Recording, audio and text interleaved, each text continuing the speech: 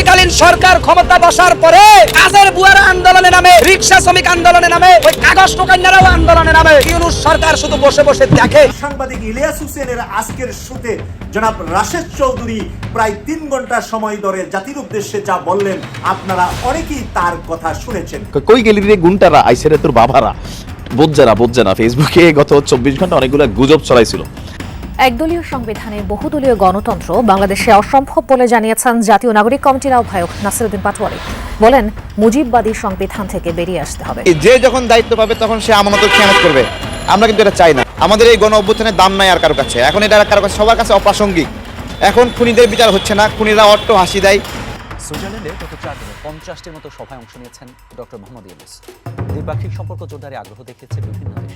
নানা ধরনের তথ্য সামাজিক যোগাযোগ মাধ্যমে ভেসে বেড়াচ্ছে। 3টি খবর মূলত চাউর হয়েছে। প্রথম খবর হচ্ছে ডক্টর মোহাম্মদ ইউনূস এবং অন্তর্বর্তী সরকারে থাকা 3 ছাত্র উপদেষ্টা সহ গণ অভ্যুত্থান সংগঠনকারী ছাত্র নেতারা পালিয়ে গেছেন। পাগলের প্রলাপের মতো গুজব ছড়ানো হচ্ছে বলে মন্তব্য করেছেন আইন ও বিচার উপদেষ্টা অধ্যাপক আসিফ নজরুল। এসবে কান না দিতেও আহ্বান জানিয়েছেন তিনি। দেশের চলমান রাজনৈতিক পরিস্থিতি নিয়ে সামাজিক যোগাযোগ মাধ্যম ফেসবুকে একটি স্ট্যাটাস দিয়েছেন অন্তর্বর্তী সরকারের তথ্য ও সম্প্রচার উপদেষ্টা মোহাম্মদ নাহিদ ইসলাম। বৃহস্পতিবার নিজের ভেরিফাইড ফেসবুক অ্যাকাউন্টে দেয়া এই পোস্টে বিএনপি মহাসচিব মির্জা ফখরুল ইসলাম আলমগীরের নিরপেক্ষ সরকারের দাবিতে আরেকটা ১/১১ সরকার গঠনের ইঙ্গিত বলে উল্লেখ করেছেন তিনি। দর্শক, আপনারা দেখতে পাচ্ছেন যে ইসলাম ও ইসলামী দল নিয়ে কটূক্তি করা এবার গণধোলাই খাচ্ছে বিএনপি নেতা ফজলুর রহমান। বিএনপি নেতা ফজলুর রহমানকে জনগণ মিলে গণধোলাই দিচ্ছে। আসসালামু আলাইকুম প্রিয় দর্শক, বর্তমান সময়ের বাংলাদেশের রাজনৈতিক প্রেক্ষাপট বা রাজনৈতিক পরিস্থিতির উপর বিশ্লেষণ করে আপনাদের সামনে কিছু গুরুত্বপূর্ণ ভিডিও ফুটেজ নিয়ে হাজির হয়েছি। এমনকি যারা ভিডিওটি অন করেছেন তারা ভিডিওটি না টেনে সম্পূর্ণ মনোযোগ সহকারে দেখবেন, তাহলে ভিডিওর মূল রহস্য বা আসল ঘটনাগুলো জানতে বা বুঝতে পারবেন। তো প্রিয় দর্শক, আমি আর বেশি কথা বাড়াবো না, চলুন দেখে আসি সেই আজকের কাঙ্ক্ষিত ভিডিওগুলো। তবে তার আগে বলি, যারা এখনও চ্যানেলটি সাবস্ক্রাইব করেননি তারা সাবস্ক্রাইব করে পাশে থাকা বেল আইকন বাটন ক্লিক করে দিন। আর যারা ইতিমধ্যে সাবস্ক্রাইব করে রেখেছেন তাদেরকে অসংখ্য ধন্যবাদ। তো চলুন দর্শক, একটা লাইক দিয়ে আমরা ধারাবাহিকভাবে সকল ভিডিওর বিস্তারিত আলোচনা দেখে আসি। ওই কাগজ টোকাইনারাও আন্দোলনে নামে। ইউনূস সরকার শুধু বসে বসে দেখে আর বলে আমরা একটা জাতীয় ঐক্য চাই। ইউনূস এই দেশের মাটিতে একটা সংস্কার পুরো দেখাতে পারবে না। আসিফ নজরুল ভারতীয় রয়ের এজেন্ট। পিলখানা হত্যার সময় আপনি আমতা করেন কেন? পিলখানার ঘটনা নিয়ে কারণ ভারত করেছে ওই পিলখানার ট্র্যাজেডি, আর সেই আসিফ নজরুলকে তারা ওখানে ঢুকিয়েছে ওদেরকে দামাচাপা দেওয়ার জন্য। সেই পুলিশ 50 লক্ষ টাকা ঘুষ দিচ্ছেন, আর যে বড় কর্মকর্তা ওই হাদিয়া হিসাবে নিচ্ছেন, ওই পুলিশ কর্মকর্তাকে ফাঁসির কাস্টে ঝুলিয়ে দিতে হবে। ওটা রাষ্ট্রদ্রোহী শয়তান, ওটা পুলিশ না। অতএব আমি বলবো, যদি প্রশাসনের ওই দুষ্কৃতকারী গুম বাহিনী আমাকে গুম করে দিতে চাও, মোস্ট ওয়েলকাম, আসো। আমি হকার সাইফুল্লাহ মানে হচ্ছে আল্লাহর তলোয়ার। ওই তোমরা আল্লাহর তলোয়ার দিয়ে তোমাদের মস্তক জমিনে ফেলে দেওয়া হবে। আমি বলবো, সত্যের পক্ষে আল্লাহ থাকে আর জালিমের পক্ষে শয়তান থাকে। আমি শয়তানকে খুশি করি না, আমি খুশি করতে চাই আমার রবকে।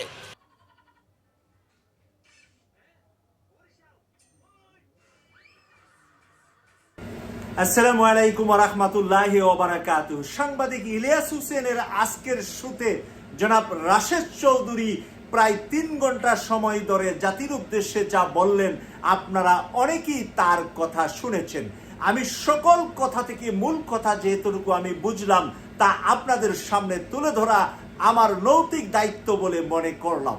আর সেখান থেকে আমি আজকে কথা বলছি। জনাব রাশেদ চৌধুরী মুক্তিযুদ্ধে ৭১-এ অংশগ্রহণ করেছিলেন। প্রথম দিকে উনি পাকিস্তানে অবস্থান করছিলেন এবং পাকিস্তানে যখন উনি চাকরিতে ছিলেন তখন যে সংবাদগুলা পেতেন সেই সংবাদের ভিত্তি থেকে এবং পারিবারিকভাবে উনি পাকিস্তানকে সাপোর্ট করতে ছিলেন। কিন্তু পরবর্তীতে উনি মুক্তিযুদ্ধে অংশগ্রহণ করার জন্য বাংলাদেশে আসেন। আর এই মুক্তিযুদ্ধ নিয়ে যত নাটকীয় ঘটনা, যত গল্প কাহিনী আমাদের কাছে 53 বছরে তুলে ধরা হয়েছে আওয়ামী লীগের পক্ষ থেকে, আজকে উনি উড়িয়ে দিলেন এর গুরুত্বপূর্ণ অনেক কথা। এরই মাঝে উনি বললেন যে পিস কমিটি যে গঠন করা হয়েছিল, সাংবাদিক ইলিয়াস হোসেন ভাই যে প্রশ্ন করলেন এই কমিটির কাজ কি নারীদেরকে ধরে ধরে পাকিস্তান আর্মিদের কাছে দেওয়া বা এই ধরনের কাজগুলা করাই কি পিস কমিটির কাজ ছিল কিনা, সেই প্রশ্নের জবাবে তিনি বললেন এইগুলা একটি বানানো গল্প ছাড়া বাস্তবে এইগুলার কোনো রূপ ছিল বলে আমার জানা নাই। পিস কমিটির কাজ ছিল শান্তি রাখা, মানুষকে রাজনৈতিকভাবে মানুষকে সহযোগিতা করা, এটা রাজনৈতিক কার্যক্রম ছিল পিস কমিটি। আলবদর, শামস, যত নাম আছে সেগুলা এক একটা পাকিস্তানের রাজনৈতিক কার্যক্রমের অংশ বিশেষ ছিল। এগুলার মাধ্যমে বাংলাদেশের জনগণকে, নারীদেরকে দর্শন করা বা মানুষকে লুণ্ঠন করা, মানুষের সম্পদ নিয়ে যাওয়া, বাড়ি ঘরে আগুন দেওয়া, এই সমস্ত কিছু বুকাস বলে উনি আজকে রাশেদ চৌধুরী তার বক্তব্যে তুলে আনলেন। ৭৫-এর বিষয়ে তিনি কথা বলেছেন যে ৭৫-এর সেই 15 আগস্টের রাতে কেন গিয়েছিলেন, এর বর্ণনা বিশ্লেষণ উনি লম্বা করে দেশ এবং জাতির উদ্দেশ্যে বলেছেন। এখানে বলেছেন যে দোতলা থেকে শেখ কামাল এবং তার বউ সুলতানা তাদের উপরে সর্বপ্রথমে অ্যাটাক করে, গুলি করে এবং তাদেরকে লক্ষ্য করে উপর থেকে গুলি ছুটতে ছুটতে পুলিশ এবং আর্মিকে সে ডাকতে ছিল যে তাদেরকে সহযোগিতা করার জন্য। তারপরে কি ঘটনা ঘটেছে সবকিছু রাশেদ চৌধুরী সেখানে খুলে বলেছেন। ভাবিয়ে চরম খেপছে রে কালার কাটা রে, বালাও রে বালাও, তোরা ফেসবুক এরুম গুজব সরাস। এই খবরে ভাবির তালতো ভাইয়ে আনন্দের সহিত যুবলীগের নেতা এরকম অনেকের লইয়া মারণ এম্মা গেছি, কই গেলি রে গুণটারা আইসে রে তোর বাবারা। বোঝে না ফেসবুকে গত 24 ঘন্টা অনেকগুলো গুজব ছড়াইছিল। এর মধ্যে উপদেষ্টা আসিফ, সে আসলে দুবাই গেছে প্রবাসীদের একটা সংবর্ধনা অনুষ্ঠানে, আর হাসনাত আছে সম্ভবত তার এলাকায় কুমিল্লা না সরি কোনো একটা প্রোগ্রামে গেছে, আর ডক্টর ইউনুস তিনি আছেন সুইজারল্যান্ডে একটা বিশ্ব অর্থনৈতিক ফোরামের প্রোগ্রামে। এর মাঝখানে গতকালকে থেকে বেশ কিছু গুজবের মধ্যে একটা গুজব ছিল যে ডক্টর মোহাম্মদ ইউনুস তিনি পদত্যাগ করছেন। এখন যারা একটু সামান্য সচেতন মানুষ তারা কিন্তু এই জিনিসটা বোঝেন, কিন্তু ফেসবুকে যে ভিডিওগুলো ছাড়ানো হয়েছে, ট্রাম্পকে নিয়েও কিন্তু একটা ভিডিও বানানো হয়েছে, এটাও কিন্তু গুজবের ভিডিও, এটা নিশ্চয়ই অনেকে দেখছেন, আমি দেখছি এটা সবাই দেদারসে শেয়ার করছেন। তো এই যে আপনাদের শেয়ারের কারণে ঘটনা হয়েছে কি দেখেন, ফেসবুকে প্রধান উপদেষ্টার পদত্যাগের গুজব শুনে শোডাউন, গ্রেপ্তার 2। নোয়াখালীর চাটখিলে এই ফেসবুকে প্রধান উপদেষ্টার পদত্যাগের গুজব শুনে শোডাউন করছিল ইব্রাহিম খলিল ওরফে রাসেল এবং গোলাম কিবরিয়া ওরফে লিটন নামক দুজন আপনার যুবলীগের নেতা। তো তাদেরকে দিন শেষে গ্রেপ্তার করছে। গ্রেপ্তার ইব্রাহিম খলিল ওরফে রাসেল বয়স হচ্ছে 42, উপজেলার মোহাম্মদপুর ইউনিয়নের বানসা গ্রামের জমাদার বাড়ির মৃত রুহুল আমিনের ছেলে, আর আরেকজন গোলাম কিবরিয়া লিটন বয়স 45, একই গ্রামের ইসমাইল ব্যাপারী বাড়ির মৃত আব্দুল মালিকের ছেলে।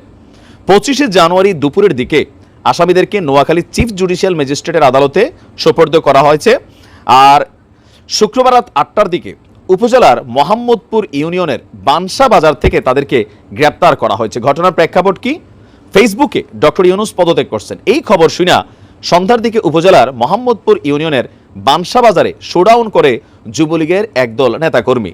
এতে এলাকায় উত্তেজনা ছড়িয়ে পড়ে। খবর পেয়ে সাথে সাথে ঘটনাস্থলে যায় পুলিশ। এক পর্যায়ে স্থানীয়দের সহায়তায় আপনার মানে তাদেরকে ধাওয়া দেয়। তো সবাই পালাই গেলেও এই দুইজন পালাইতে পারে নাই, দুজনকে আটক করে থানা নিয়ে যায় পুলিশ। রাসেল তিনি মোহাম্মদপুর ইউনিয়ন যুবলীগের সদস্য এবং লিটন স্থানীয় আওয়ামী লীগের রাজনীতির সাথে সম্পৃক্ত। এখন এই যে এই মুহূর্তে ফেসবুকে যে গুজবগুলো আসছে এগুলোর ম্যাক্সিমামই কিন্তু আওয়ামী লীগ, যুবলীগ বা আরও বিভিন্ন জায়গা থেকে কিন্তু ছড়ানো হচ্ছে। তবে এইটার ফাঁদে সাধারণ যারা যুবলীগ, আওয়ামী লীগ, ছাত্রলীগের নেতাকর্মীরা আছেন অনেকে কিন্তু পা দিচ্ছেন। এই যে ঘটনা ঘটলো কিনা দেখেন, এদেরকে তো পিটাইয়া মাইরেও ফেলতে পারতো, মব জাস্টিসের যুগ চলতেছে, এখন আপনাদের বোঝা উচিত। তো কিছু গুজব যেটা ছড়ানো, যেটা 24 ঘন্টা পরে ক্লারিফাইড হয়ে যাবে, সেটা ছড়ানোর মধ্যে আসলে কি ধরনের মানে পজিটিভিটি আছে আমি জানি না। চেয়ারপারসন খালেদা জিয়া, রাজনৈতিক উপদেষ্টা ফজলুর রহমান। জনরোষে পড়ার করুণ মুহূর্তেও উদ্ধারে এগিয়ে আসেনি পুলিশ সদর দপ্তর বা অন্য কোনো আইন শৃঙ্খলা বাহিনী। দর্শক আপনারা দেখতে পাচ্ছেন যে ইসলাম ও ইসলামী দল নিয়ে কটূক্তি করায় এবার গণধোলাই খাচ্ছে বিএনপি নেতা ফজলুর রহমান। বিএনপি নেতা ফজলুর রহমানকে জনগণ মিলে গণধোলাই দিচ্ছে। খালেদা জিয়ার উপদেষ্টা ফজলুর রহমান ওয়াজের বিরুদ্ধে বক্তব্য দিতেছে, শুনেন। আজহারিকে দিয়ে বক্তৃতা করায়, সিলেট তো আজহারিকে বাধা দিচ্ছে। পৃথিবীর কোন দেশে এইভাবে মাইক লাগায় সারা রাত শুধু রাজনৈতিক বক্তৃতা হয় যার নাম কয় ইসলাম? যা ইচ্ছা তা বলতেছে মৌলানা মৌলবীরা, এবং হেলিকপ্টারে যাইতেছে, গাড়িতে যাইতেছে, লাখ লাখ টাকা নিতেছে। এটা তো একটা ব্যবসা বাণিজ্যের ব্যাপার। এবং এরা তো দুনিয়ার সমস্ত কালচার শেষ করে, বাঙালির যে কালচার, শিক্ষা, সংস্কৃতি, নাটক, যাত্রা, গান, বাউল, মাজার সব শেষ করতে তারা। এটা তো গুমরাহির পথে যাচ্ছে দেশ, অন্ধকারের পথে যাচ্ছে দেশ। তার কণ্ঠে তো সেই নাস্তিকদের প্রতিধ্বনি, তার কণ্ঠে তো সেই বামেদের প্রতিধ্বনি, সেই ফেরাউন নমরুদের প্রতিধ্বনি। এইসব হইতেছে কি? চারিদিকে কি হইতেছে? দেখে মনে হইতেছে না যে আওয়ামী লীগ আমলে যা যা শুনতেন, যা যা শুনতেছিলেন, এখন বিএনপি সেটাই করিচ্ছে। এটা তো গুমরাহির পথে যাচ্ছে দেশ, অন্ধকারের পথে যাচ্ছে। আপনাদেরকে একটু জরুরি সংবাদ শেয়ার করতে চাচ্ছি। পাগলের প্রলাপের মতো গুজব ছড়ানো হচ্ছে বলে মন্তব্য করেছেন আইন ও বিচার উপদেষ্টা অধ্যাপক আসিফ নজরুল। এসবে কান না দিতেও আহ্বান জানিয়েছেন তিনি।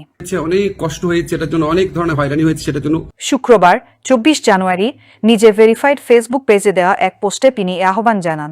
উপদেষ্টা আসিফ নজরুল লিখেছেন, পাগলের প্রলাপের মতো গুজব ছড়ানো হচ্ছে, এসবে কান দিবেন না।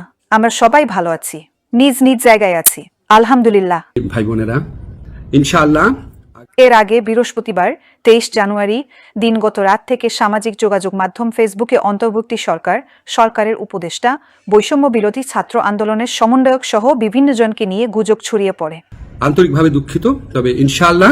অন্তর্বর্তী সরকারের উপদেষ্টারা পালিয়ে গেছেন, প্রধান উপদেষ্টা পদত্যাগপত্র দিয়েছেন, সামরিক বাহিনী সরকার গঠন করছে, সমন্বয়করা পালিয়ে গেছেন, এমন মিথ্যা ও ভিত্তিহীন তথ্য ছড়াতে দেখা যায়। মূলত আওয়ামী লীগ, ছাত্রলীগ, যুবলীগের নামে খোলা বিভিন্ন পেজ থেকে এসব অপথ্য ছড়ানো হয়। এসব ভুয়া তথ্য আওয়ামী লীগ, ছাত্রলীগের সাবেক বর্তমান নেতারাদের শেয়ার করতেও দেখা যায়। আপনারা আমার জন্য দোয়া করবেন। খোদাহাফেজ। একদলীয় সংবিধানে বহুদলীয় গণতন্ত্র বাংলাদেশে অসম্ভব বলে জানিয়েছেন জাতীয় নাগরিক কমিটির আহ্বায়ক নাসিরউদ্দিন পাটোয়ারি। বলেন, মুজিববাদী সংবিধান থেকে বেরিয়ে আসতে হবে। প্রয়োজনীয় সংস্কারের পর নির্বাচন হবে বলে জানিয়েছেন বৈষম্য বিরোধী ছাত্র আন্দোলনের সমন্বয়ক রিফাত রশিদ। বেসরকারি বিশ্ববিদ্যালয়ের শিক্ষার্থী আয়োজিত March for unity and justice সমাবেশে যোগ দিয়ে এসব কথা বলেন তারা। 17 জুলাই 2024 পাবলিক বিশ্ববিদ্যালয়ে হল বন্ধের পর বৈষম্য বিরোধী ছাত্র আন্দোলনে নতুন মাত্রা দেয় বেসরকারি বিশ্ববিদ্যালয়ের শিক্ষার্থীরা। ক্যালেন্ডারের পাতায় 5 আগস্ট আর শিক্ষার্থীদের হিসেবে 36 জুলাই স্বৈরাচার শেখ হাসিনা সরকার পতনের পর দায়িত্ব নেয় অন্তর্বর্তী সরকার। আন্দোলনের অন্যতম অংশীদার বেসরকারি বিশ্ববিদ্যালয়ের শিক্ষার্থীদের ব্যানারে প্রথমবার March for unity and justice সমাবেশের আয়োজন করে সম্মিলিত বেসরকারি বিশ্ববিদ্যালয়ের শিক্ষার্থীরা। আন্দোলনে অংশ নিলেও শিক্ষার্থীদের অভিযোগ, তারা বিভিন্ন সময় বৈষম্যের শিকার হচ্ছে। জুলাই গণ অভ্যুত্থানে বর্বরচিত গণহত্যার বিচার, রাষ্ট্র সংস্কার ও নাগরিক অধিকারের দাবিও ছিল তাদের কণ্ঠে। পরিবারতান্ত্রিক রাজনীতি বন্ধ চান শিক্ষার্থীরা। প্রিয় দর্শক, ভিডিওটি কেমন হয়েছে? ভিডিও সম্পর্কিত কোনো তথ্য বা মতামত থাকলে কমেন্টে জানিয়ে যাবেন। আজকের মতো নিউজটি এখানে শেষ করছি। ফিরে আসছি পরবর্তীতে অন্য কোনো নতুন টপিকস নিয়ে। সে পর্যন্ত ভালো থাকবেন। আল্লাহ হাফেজ।